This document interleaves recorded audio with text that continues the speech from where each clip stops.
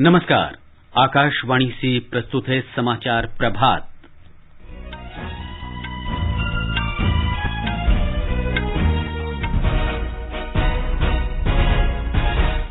प्रधानमंत्री नरेंद्र मोदी ने भारतीय रिजर्व बैंक की उपभोक्ता केंद्रित 2 नई पहलों का शुभारंभ किया।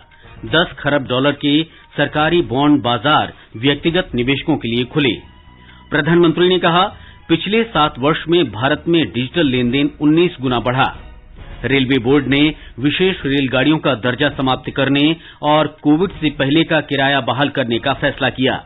राष्ट्रपति रामनाथ कोविंद आज राष्ट्रपति भवन में राष्ट्रीय खेल पुरस्कार 2021 प्रदान करेंगे। भारत में कोविड टीकाकरण अभियान के अंतर्गत 111 करोड़ 35 लाख से अधिक टीके लगाए गए। विशेष पीएमएलए अदालत ने महाराष्ट्र के पूर्व गृह मंत्री अनिल देशमुख की प्रवर्तन निदेशालय की हिरासत 15 नवंबर तक बढ़ाई। संस्कृति मंत्रालय आजादी का अमृत महोत्सव के अंतर्गत अखिल भारतीय नृत्य प्रतियोगिता वंदे भारतम नृत्य उत्सव का आयोजन करेगा। और ग्लासगो में COP26 की बैठक में सभी राष्ट्रों ने जीवाश्म ईंधन समाप्त करने के रुख में नरमी। भारत ने जलवायु परिवर्तन के दुष्प्रभावों से निपटने के लिए सामूहिक संकल्प का आह्वान किया।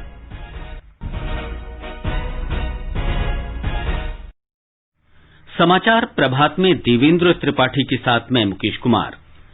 देश ने कोविड टीकाकरण अभियान के अंतर्गत 110 करोड़ से अधिक टीके लगाने का लक्ष्य हासिल कर इतिहास रच दिया है। इस महत्वपूर्ण कार्य में योगदान करने वाले चिकित्सकों, नर्सों और अन्य स्वास्थ्य कर्मियों का आकाशवाणी अभिनंदन करता है। इसके साथ ही हम आपको सतर्क भी करना चाहते हैं कि कोविड अभी समाप्त नहीं हुआ है। आप सभी से हमारी अपील है कि यथाशीघ्र दोनों टीके लगवाएं और अन्य लोगों को भी टीके लगवाने के लिए प्रेरित करें। त्योहारों के समय 3 आसान उपायों का पालन अवश्य करें। मास्क पहनें, 2 गज की सुरक्षित दूरी बनाए रखें, हाथ और चेहरा साफ रखें।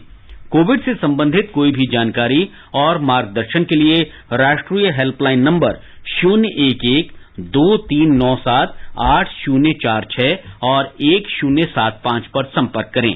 और अब समाचार विस्तार से। प्रधानमंत्री नरेंद्र मोदी ने कहा है कि भारतीय रिजर्व बैंक की उपभोक्ता केंद्रित पहल से देश में निवेश बढ़ेगा और निवेशकों के लिए पूंजी बाजार तक पहुंच आसान और अधिक सुरक्षित होगी। श्री मोदी ने कल रिजर्व बैंक की खुदरा प्रत्यक्ष योजना और रिजर्व बैंक एकीकृत लोकपाल योजना का शुभारंभ किया। प्रधानमंत्री ने कहा कि किसी भी लोकतंत्र की सबसे बड़ी ताकत उसकी शिकायत निवारण प्रणाली और सक्रियता है। इंटीग्रेटेड अम्बड्समैन लोकपाल स्कीम के बैंकिंग सेक्टर में वन नेशन वन अम्बड्समैन ये सिस्टम ने आज साकार रूप लिया है। इससे बैंक कस्टमर्स की हर शिकायत, हर समस्या का समाधान समय पर बिना परेशानी को हो सकेगा। प्रधानमंत्री ने कहा कि खुदरा प्रत्यक्ष योजना सरकारी प्रतिभूतियों में छोटे निवेशकों के लिए आसान और सुरक्षित पहुंच सुनिश्चित करेगी। अर्थव्यवस्था में सभी की भागीदारी को प्रमोट करने की जो भावना है, उसको रिटेल डायरेक्ट स्कीम नई ऊंचाई देने वाली। देश के विकास में गवर्नमेंट सिक्योरिटीज मार्केट की अहम भूमिका से आमतौर पर लोग परिचित हैं। विशेष रूप से आज जब देश अपने फिजिकल और डिजिटल इंफ्रास्ट्रक्चर को आधुनिक बनाने में जुटा है, अभूतपूर्व इन्वेस्टमेंट कर रहा है, तब छोटे से छोटे निवेशक का प्रयास और सहयोग, भागीदारी बहुत काम आने वाले हैं। प्रधानमंत्री ने कहा कि सरकारी प्रतिभूतियों के लिए गारंटीकृत निपटान का प्रावधान नागरिकों को उनकी छोटी बचत का निवेश करने के लिए सुरक्षा का आश्वासन देता है। उन्होंने कहा कि छोटे निवेशक इससे अब सरकारी प्रतिभूतियों तक सीधे पहुंच सकेंगे और उन्हें बैंकों, बीमा कंपनियों या म्यूचुअल फंड जैसी अप्रत्यक्ष निवेश एजेंसियों पर निर्भर नहीं रहना पड़ेगा। आज फाइनेंशियल इंक्लूजन ही नहीं, बैंकिंग और फाइनेंशियल सेक्टर में ईज ऑफ एक्सेस भारत की पहचान बन रही है। आज अलग अलग पेंशन योजनाओं के तहत समाज का हर व्यक्ति 60 वर्ष की आयु के बाद मिलने वाली पेंशन की सुविधा से जुड़ सकता है। पीएम जीवन ज्योति बीमा योजना और पीएम सुरक्षा बीमा योजना के तहत लगभग 38 करोड़ कंट्रीमैन 2-2 लाख रुपए की बीमा सुरक्षा से जुड़े हुए हैं। देश के करीब करीब हर गांव में 5 किलोमीटर के दायरे में बैंक ब्रांच या बैंकिंग कॉरेस्पॉन्डेंस की सुविधा पहुंच रही है। प्रधानमंत्री ने बताया कि निवेशकों को केवल रिजर्व बैंक रिटेल डायरेक्ट की आधिकारिक वेबसाइट पर लॉगिन करके रिटेल डायरेक्ट गिल्ड खाता खोलने की जरूरत पड़ेगी। खाते के लिए किसी फंड मैनेजर की आवश्यकता नहीं होती है और निवेशक इसे अपने स्मार्टफोन से चला सकते हैं। इस खाते को निवेशक के बचत बैंक खाते से भी जोड़ा जा सकता है और इसे निःशुल्क खोला जाएगा। उन्होंने कहा कि बैंकिंग और बीमा सुविधाएं जो अब तक किसानों, छोटे व्यापारियों, महिलाओं, समाज के वंचित और गरीब लोगों तक नहीं पहुंच पाती थी, उन्हें सभी के लिए सुलभ बनाया गया। श्री मोदी ने कहा कि पिछले 7 वर्षों में भारत का डिजिटल लेन देन 19 गुना बढ़ा है। लास्ट माइल फाइनेंशियल इंक्लूजन से जब डिजिटल एम्पावरमेंट जुड़ गया तो उसने देश के लोगों को एक नई ताकत दी है। 31 करोड़ से अधिक रुपए कार्ड, करीब 50 लाख पॉस एमपॉस मशीन्स ने आज देश के कोने कोने में डिजिटल ट्रांजैक्शन को संभव बनाया है। यूपीआई ने तो बहुत ही कम समय में डिजिटल ट्रांजैक्शन के मामले में भारत को दुनिया का अग्रणी देश बना दिया है। सिर्फ 7 सालों में भारत ने डिजिटल ट्रांजैक्शन के मामले में 19 गुना की छलांग लगाई है। आज 24 घंटे, 7 दिवस और 12 महीने देश में कभी भी, कहीं भी हमारा बैंकिंग सिस्टम चालू रहता है। भारतीय उद्योग परिसंघ CII ने प्रधानमंत्री द्वारा भारतीय रिजर्व बैंक की 2 योजनाओं की शुरूआत का स्वागत किया है। CII के महानिदेशक चंद्रजीत बैनर्जी ने एक बयान में कहा कि खुदरा प्रत्यक्ष योजना और एकीकृत बैंकिंग लोकपाल योजना निवेशकों के आधार को व्यापक बनाकर बॉन्ड बाजार को और मजबूत करने में मदद करेगी। प्रधानमंत्री नरेंद्र मोदी ने कल नई दिल्ली में प्रधानमंत्री आवास पर दिवाली मिलन समारोह में प्रधानमंत्री कार्यालय के अधिकारियों से बातचीत की। श्री मोदी ने कोविड महामारी के खिलाफ देश की लड़ाई पर चर्चा की। उन्होंने कहा कि देश ने महामारी से लड़ने में एकता और भाईचारा दिखाया है। प्रधानमंत्री ने महामारी के कारण समाज और शासन में आए सकारात्मक बदलाव के बारे में भी बातचीत की। प्रधानमंत्री ने कहा कि प्रधानमंत्री कार्यालय में सभी को अपनी पूरी क्षमता के साथ मिलकर काम करना चाहिए और राष्ट्र को आगे ले जाने में मदद करनी चाहिए। प्रधानमंत्री नरेंद्र मोदी आजादी का अमृत महोत्सव के हिस्से के रूप में 15 नवंबर को जनजातीय गौरव दिवस समारोह का नेतृत्व करेंगे। सरकार ने भगवान बिरसा मुंडा की जयंती 15 नवंबर को जनजातीय गौरव दिवस के रूप में मनाने का फैसला किया है। बिरसा मुंडा को पूरे देश के जनजातीय समुदायों में भगवान माना जाता है। केंद्रीय जनजातीय कार्य मंत्री अर्जुन मुंडा ने कहा कि सरकार सोमवार से सप्ताह तक के लिए कार्यक्रमों का आयोजन करेगी।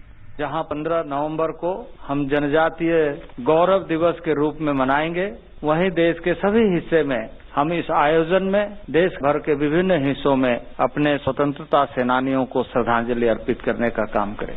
यह आयोजन जनजातीय समाज को संवेदनशीलता के साथ, हृदय के भाव के साथ आगे बढ़ने के लिए प्रेरणा देगा। प्रधानमंत्री नरेंद्र मोदी की सोमवार को मध्य प्रदेश की यात्रा की तैयारियां चल रही हैं। प्रधानमंत्री 15 नवंबर को भोपाल के जम्बूरी मैदान पर जनजातियों की विकास और कल्याण कार्यक्रमों का शुभारंभ करेंगे। ब्यौरा हमारी संवाददाता से।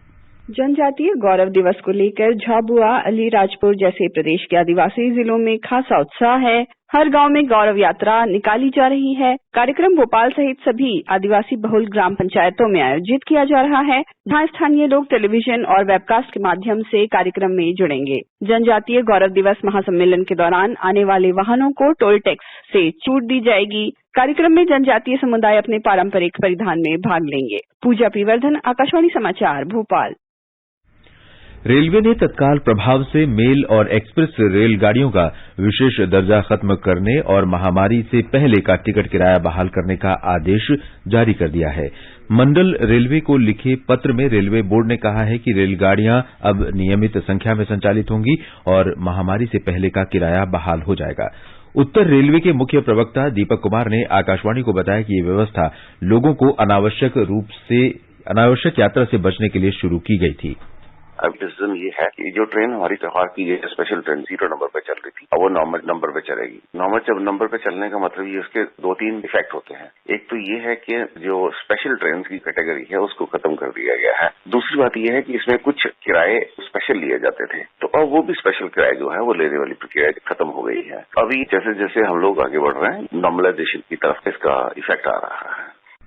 राष्ट्रपति रामनाथ कोविंद आज राष्ट्रपति भवन में राष्ट्रीय खेल पुरस्कार 2021 प्रदान करेंगे।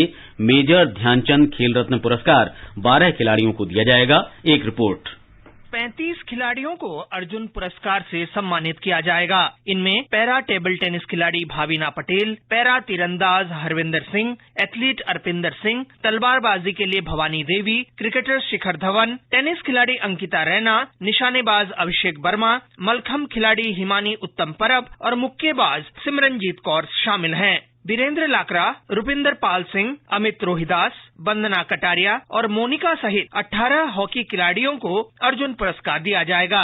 Athletics coach TP Ouseph, Radhakrishnan Nair P, cricket coach Sarkar Talwar, hockey coach Sarpal Singh और Pritam Sivach, kabaddi coach Ashan Kumar, swimming coach Tapan Kumar Panigrahi, boxing coach Sandhya Gurung, para shooting coach Jaiprakash Nautiyal और table tennis coach Subramanian Raman Dronacharya पुरस्कार प्राप्त करेंगे। इंडियन ऑयल कॉरपोरेशन लिमिटेड और मानव रचना एजुकेशनल इंस्टीट्यूशन को खेल प्रोत्साहन और विकास के लिए राष्ट्रीय खेल प्रोत्साहन पुरस्कार मिलेगा। अनुपम मिश्र, आकाशवाणी समाचार, दिल्ली। देश ने राष्ट्रीय कोविड टीकाकरण अभियान के अंतर्गत 111 करोड़ से अधिक टीके लगाकर महत्वपूर्ण उपलब्धि हासिल की है। अब तक 111 करोड़ 35 लाख से अधिक टीके लगाए गए हैं। स्वास्थ्य मंत्रालय ने बताया कि कल 52,99,000 से अधिक टीके लगाए गए। आगे बढ़ने से पहले एक नजर मुख्य समाचारों पर। प्रधानमंत्री नरेंद्र मोदी ने भारतीय रिजर्व बैंक की उपभोक्ता केंद्रित 2 नई पहलों का शुभारंभ किया। $10 खरब के सरकारी बॉन्ड बाजार व्यक्तिगत निवेशकों के लिए खुले।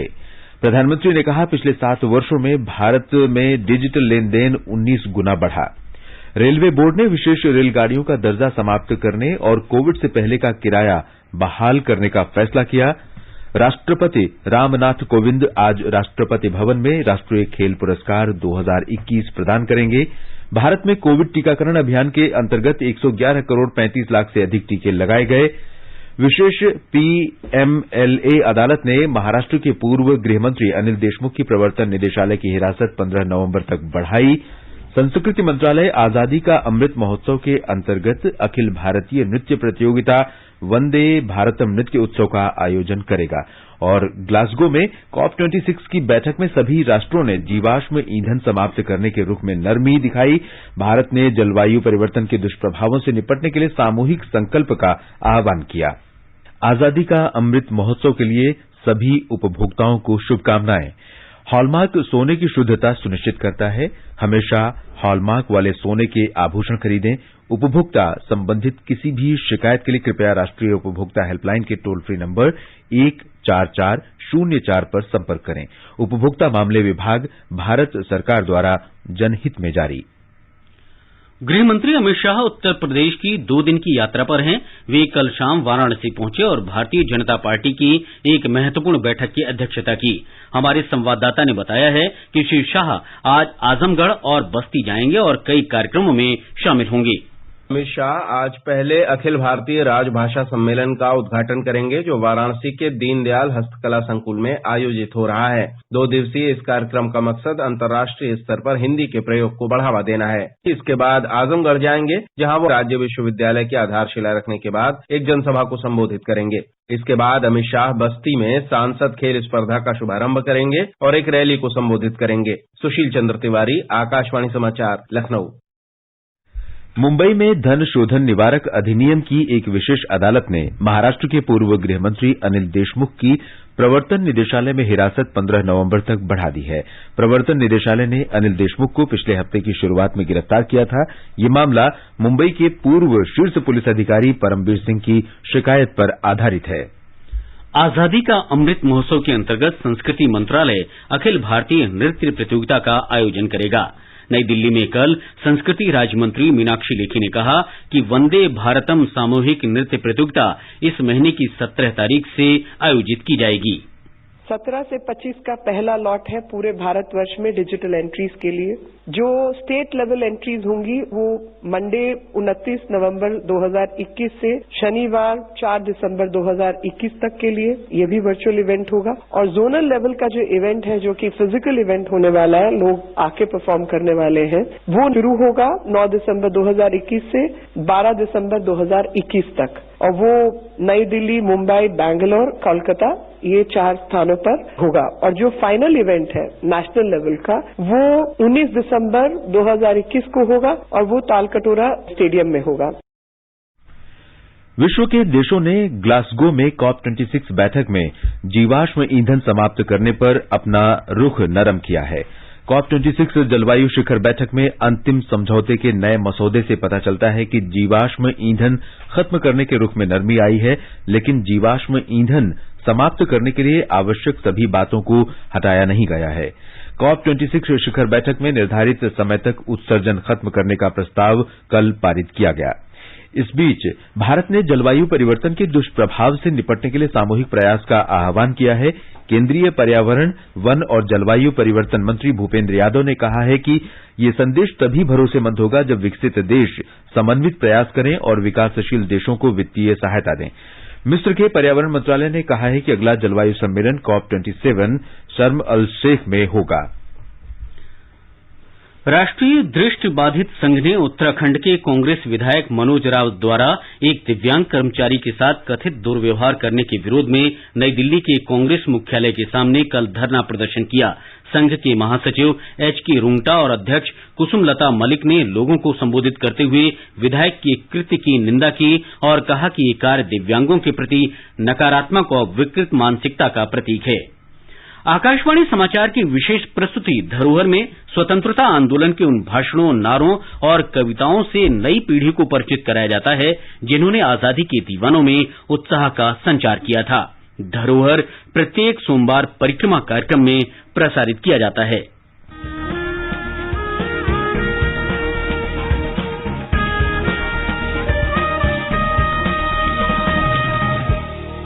आजादी के आंदोलन के खजाने में ऐसे ढेरों शब्द जिन्होंने बदल दिए इतिहास। तारीख बदलने वाले लफ्जों पर आकाशवाणी समाचार ला रहा है विशेष कार्यक्रम धरोहर, हर सोमवार।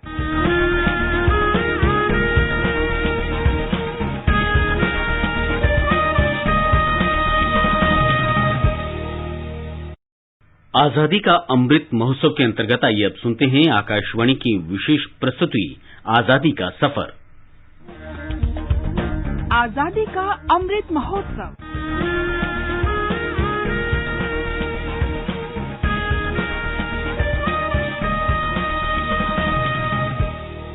आजादी का सफर आकाशवाणी के साथ भारत का गौरवशाली स्वतंत्रता संग्राम आधुनिक विश्व के अब तक के सबसे बड़े संघर्षों में से एक है।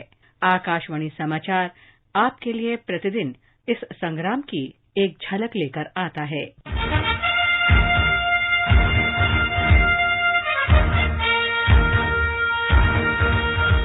13 नवंबर कालोजी नारायण राव की पुण्यतिथि है। उनका जन्म 9 सितंबर 1914 को बीजापुर में हुआ था। कालूजी के व्यक्तित्व को निखारने में उनके बड़े भाई, जो एक उर्दू के कवि थे, ने महत्वपूर्ण भूमिका निभाई। कालूजी नारायण राव ने हालांकि छोटी उम्र से ही तेलुगु में पढ़ाई की, लेकिन उन्होंने मराठी, कन्नड़ा, हिंदी और उर्दू में भी कविताएं लिखी। अपने छात्र जीवन के दौरान और बाद में भी वे उस समय के लोकप्रिय आंदोलनों आर्य समाज, आंध्र महासभा से बहुत प्रभावित थे और उनकी गतिविधियों में हिस्सा लेते थे। एक समाज सुधारक होने के नाते कालूजी ने अपनी कविताओं के माध्यम से तेलंगाना के लोगों में जागरूकता पैदा की।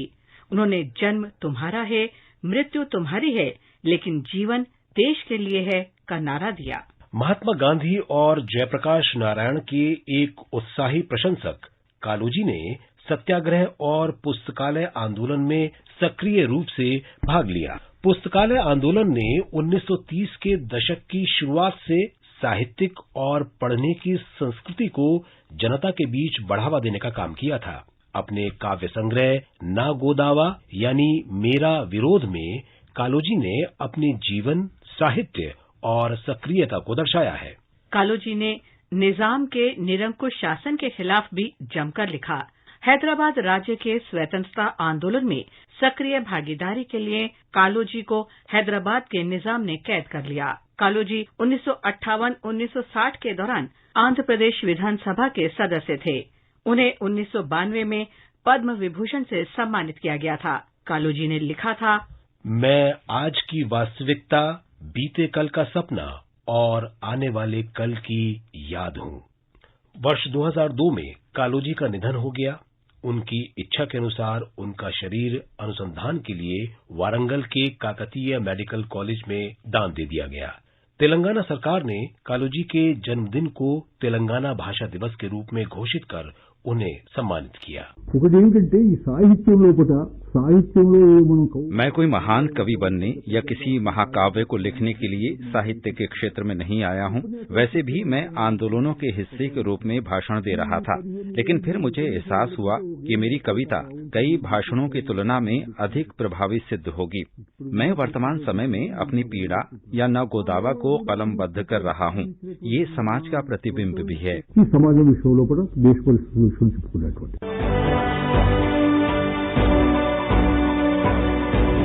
आज हम बात करेंगे मिंजूर भक्त वत्सलम की, जिनका जन्म 9 अक्टूबर 1897 को मद्रास प्रेसिडेंसी में हुआ था। उन्होंने कानून का अध्ययन किया और मद्रास उच्च न्यायालय में वकालत की।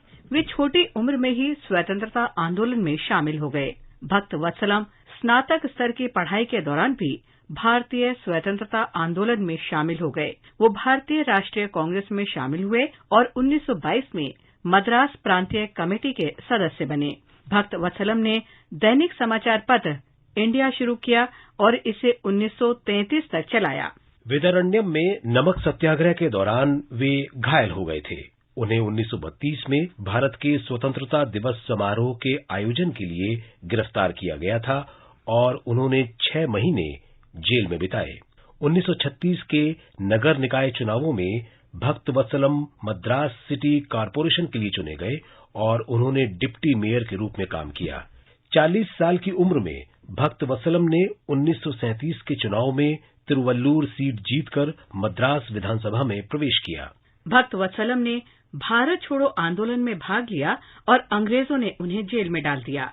उन्होंने 1950 के दशक के दौरान भारतीय राष्ट्रीय कांग्रेस का नेतृत्व किया और 1963 से 1967 तक वर्तमान तमिलनाडु और तत्कालीन मद्रास प्रेसिडेंसी के मुख्यमंत्री रहे। 1967 के चुनावों में भारतीय राष्ट्रीय कांग्रेस की हार के बाद भक्त वत्सलम ने आंशिक रूप से राजनीति से संन्यास ले लिया।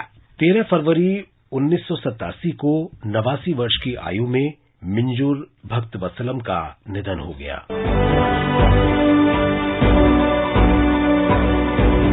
इसके साथ ही आजादी का सफर आकाशवाणी समाचार के संग श्रृंखला की ये कड़ी समाप्त हुई। मिलते हैं कल अगली कड़ी में।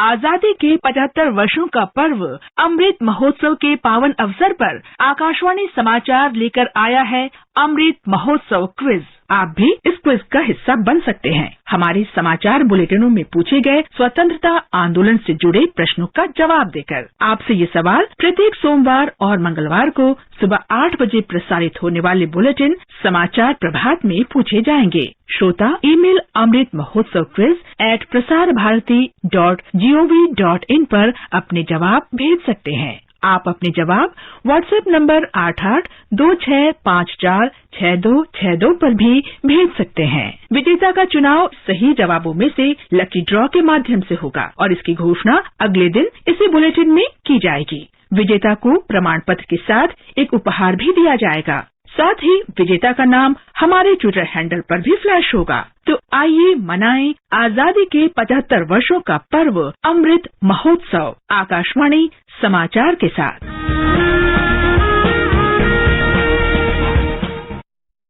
ये समाचार हमारी वेबसाइट newsonair.gov.in/hindi पर भी उपलब्ध हैं। और देवेंद्र, अब आप बताएं कि आज के समाचार पत्रों में क्या खास है। जी मुकेश, प्रधानमंत्री द्वारा रिजर्व बैंक की 2 योजनाएं शुरू करने की खबर सभी अखबारों में प्रमुखता से है। नवभारत टाइम्स का शीर्षक है, सरकारी सिक्योरिटी में सीधे निवेश, पीएम ने शुरू की स्कीम। हिंदुस्तान की सुर्खी है, आम आदमी सीधे सरकारी बॉन्ड खरीद और बेच सकेगा। पंजाब केसरी के मुताबिक मोदी बोले, आम आदमी की भागीदारी से बढ़ेगी इकोनॉमी। पंजाब केसरी का शीर्षक है, महिला अफसरों को स्थायी कमीशन देने पर सेना राजी। अमर उजाला का शीर्षक है, विशेष ट्रेनें बंद, यात्रियों को राहत, 30% कम चुकाना होगा किराया। लोकसत्य के अनुसार बूस्टर डोज की जल्दबाजी में नहीं सरकार, तीसरी खुराक देने के संबंध में कोई निर्णय विशेषज्ञों की सिफारिश के आधार पर होगा।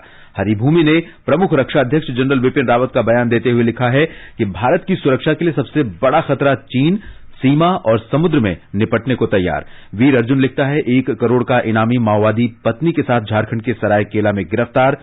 नवभारत टाइम्स की सुर्खी है, कश्मीर में फिदायिन हमले की साजिश नाकाम, श्रीनगर कुलगाम में आत्मघाती समेत 3 ढेर।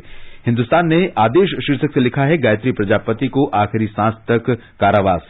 दैनिक जागरण का शीर्षक है, राजधानी में हेल्थ इमरजेंसी जैसे हालात, बढ़ते प्रदूषण के कारण बिगड़ी स्थिति, एयर क्वालिटी इंडेक्स 471 पर, स्मॉग की चादर में लिपटी दिल्ली। राजस्थान पत्रिका लिखता है, न्यूजीलैंड के साथ टेस्ट क्रिकेट श्रृंखला के लिए भारतीय टीम की घोषणा। अंत में मुख्य समाचार एक बार फिर। प्रधानमंत्री नरेंद्र मोदी ने भारतीय रिजर्व बैंक की उपभोक्ता केंद्रित 2 नई पहलों का शुभारंभ किया। 10 खरब डॉलर के सरकारी बॉन्ड बाजार व्यक्तिगत निवेशकों के लिए खुले। प्रधानमंत्री ने कहा, पिछले 7 वर्ष में भारत में डिजिटल लेनदेन 19 गुना बढ़ा। रेलवे बोर्ड ने विशेष रेलगाड़ियों का दर्जा समाप्त करने और कोविड से पहले का किराया बहाल करने का फैसला किया। राष्ट्रपति रामनाथ कोविंद आज राष्ट्रपति भवन में राष्ट्रीय खेल पुरस्कार 2021 प्रदान करेंगे। भारत में कोविड टीकाकरण अभियान के अंतर्गत 111 करोड़ 35 लाख से अधिक टीके लगाए गए। विशेष पीएमएलए अदालत ने महाराष्ट्र के पूर्व गृहमंत्री अनिल देशमुख की प्रवर्तन निदेशालय की हिरासत 15 नवंबर तक बढ़ाई। संस्कृति मंत्रालय आजादी का अमृत महोत्सव के अंतर्गत अखिल भारतीय नृत्य प्रतियोगिता वंदे भारतम नृत्य उत्सव का आयोजन करेगा। और ग्लासगो में COP26 की बैठक में सभी राष्ट्रों ने जीवाश्म ईंधन समाप्त करने के रुख में नरमी लाई। इसके साथ ही समाचार प्रभात का ये अंक समाप्त हुआ। नमस्कार।